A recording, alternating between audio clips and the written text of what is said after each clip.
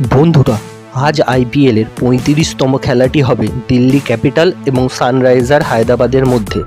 Delhi ক্যাপিটালের captain হলেন ঋষভ পান্ত এবং sunriser হায়দ্রাবাদের ক্যাপ্টেন হলেন প্যাট কামিন্স। সানরাইজার হায়দ্রাবাদ ৬টির মধ্যে ৪টি ম্যাচ জিতে পয়েন্ট তালিকায় ৪ নম্বরে আছে। অন্যদিকে দিল্লি ৭টির মধ্যে ৩টি জিতে পয়েন্ট তালিকায় ৭ম স্থানে আছে।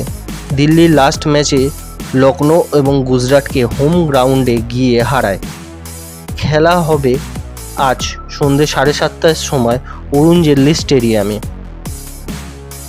আজ পর্যন্ত দিল্লি এবং সানরাইজার হায়দ্রাবাদের মধ্যে ২৩টি ম্যাচ হয়েছে, যেখানে সানরাইজার হায়দ্রাবাদ জিতেছে ১১টি ম্যাচে এবং দিল্লি জিতেছে ১২টি ম্যাচে। এবার আমি দিল্লির সম্ভাব্য প্লেয়িং 11 ঘোষণা করব, যেখানে প্রথমেই আছেন ডেভিড ওয়ার্নার। ৬টি ম্যাচ খেলে ১৮৬ রান করেন। দ্বিতীয় প্লেয়ার হিসাবে আছেন পৃথ্বী শাও, ৬টি ম্যাচে ১৫৮ রান করেন। তৃতীয় প্লেয়ার হিসাবে আছেন জ্যাক ফ্রেশার। চতুর্থ প্লেয়ার হিসাবে আছেন ঋষভ পান্ত, ৭টি ম্যাচ খেলে ২১০ রান করেন। পঞ্চম প্লেয়ার হিসাবে আছেন ট্রিস্টান স্ট্রাপ, ৬টি ম্যাচ খেলে ১৯০ রান করেন। ষষ্ঠ প্লেয়ার হিসাবে আছেন অভিষেক পোরেল। সপ্তম প্লেয়ার হিসাবে আছেন অক্ষর প্যাটেল। অষ্টম প্লেয়ার হিসাবে আছেন কুলদীপ যাদব, যিনি ৪ ম্যাচ খেলে ৬টি উইকেট নেন। নবম প্লেয়ার হিসাবে আছেন ঈশান্ত শর্মা, ৬ ম্যাচ খেলে ৬টি উইকেট নেন। ১০ নম্বর প্লেয়ার হিসাবে আছেন খালিল আহমেদ, ৬টি ম্যাচ খেলে ১০টি উইকেট নেন।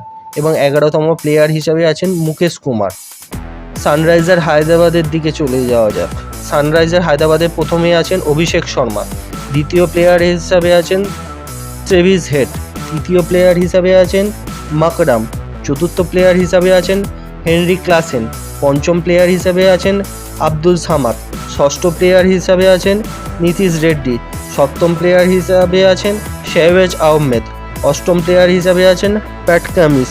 নবম প্লেয়ার হিসাবে আছেন ভুবনেশ্বর কুমার এবং দশম প্লেয়ার হিসাবে আছেন টি নটরাজন। একাদশ প্লেয়ার হিসাবে আছেন জয়দেব উনাদকার। তো বন্ধুরা, আজকের এই খেলায় কোন টিম জয়লাভ করবে দয়া করে কমেন্টে জানাবেন, আর প্লিজ বেল আইকন চেপে চ্যানেলটিকে সাবস্ক্রাইব করে দেবেন। ধন্যবাদ।